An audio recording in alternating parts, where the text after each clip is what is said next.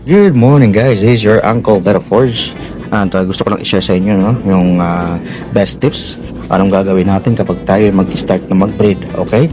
So, first and foremost, bago kayo mag-start ng breed, dapat naka-ready na yung pagkain ng inyong fry kasi the first 5 days is maselan pa sila, kaya mas maganda kung maaga nyo lang na secure yung pagkain nila. Now, anong pagkain ito? So, for the first 5 days, ang pinakaunang pinapakain natin is infusoria. Now, paano gumawa ng infusoria? Napakasimple lang po, So, ang gagawin nyo lang is kumuha lang kayo ng lagayan, kahit anong lagayan, empty bottle, any container na pwedeng paglagyan. Tapos, gagawin nyo lang is kumuha lang kayo ng tubig galing sa kung saan, pero mas maganda kung galing sa mga tanks, kung kumuha kayo or kahit pwede naman din yung sa gripo. Now, pag nakakuha na kayo niyan, okay, yan na yung daon ng saging. Mas maganda yung tuyo, Ako, napapatuyo pa lang ako kasi ubos na yung mga tuyong dahon ng saging dito. Yan, that's it. Lagay natin dyan. And then, tatakpan natin to para hindi siya malamukan. Alright? Now, after 5 to 7 days, silipin natin ulit to.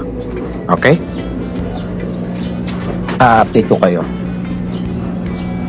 So, after nyo magawa to, i-secure nyo lang to sa kung saang lugar na hindi siya maarawan, Pwedeng maganda is tago at yung hindi siya magagalaw. Alright? Ganun lang, napakasimpleng procedure lang. 3 days later. Alright, well, good evening sa inyong lahat, Better Force nga pala here.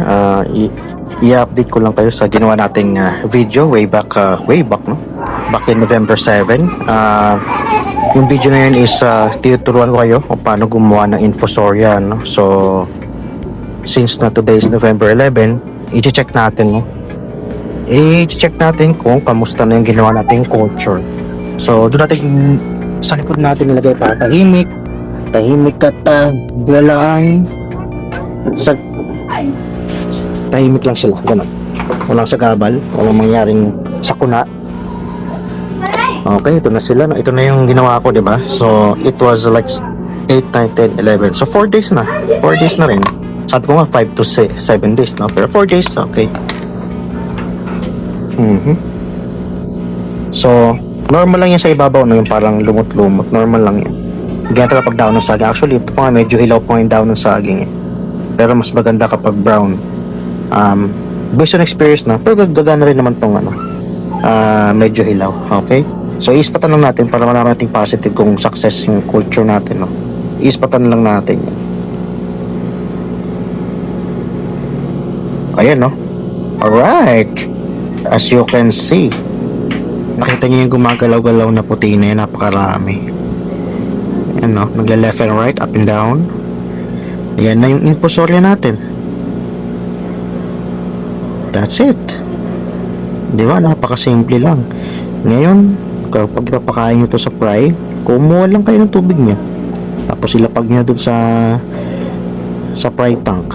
Yun na yun. Magamit nyo tong pakain to up until siguro 7 days old ng mga fry. Pwede pa rin. Okay? Ganyan lang sila kaliit. Hindi ko pa naman alam kung lumalaki pa sila, Pero alam ko ganyan talaga sila kaliit. Alright. So, ayun, 4 days, meron agad. Actually, baka 3 days na, meron mayata din kagad, So, yun lang yun. Wala kang ibang nilagay, So, tubig, daon ng saging, takpan nyo lang, and then that's it. I-wait na lang kayo. Alright, ganun ang kabilis ngayon. Itong ginawa na to, pwede ito magtagal ng ilang buwan. Okay? Kasi meron akong ginawa doon sa 1.5. 7 months na yan. So, kada gamit ko nito, dinadagdagan ko ng tubig. So, that's it. Continuous na silang produce ng infusoria. Alright, hopefully nakatulong to sa inyo, sa inyong beta journey, sa inyong pag-breed. Huwag nyo kakalimutan na unahin nyo muna yung pagkain ng mga fry nyo, bago kayo mag-breed para high chance na maraming mag-survive, Alright, yun lang muna, gotta go.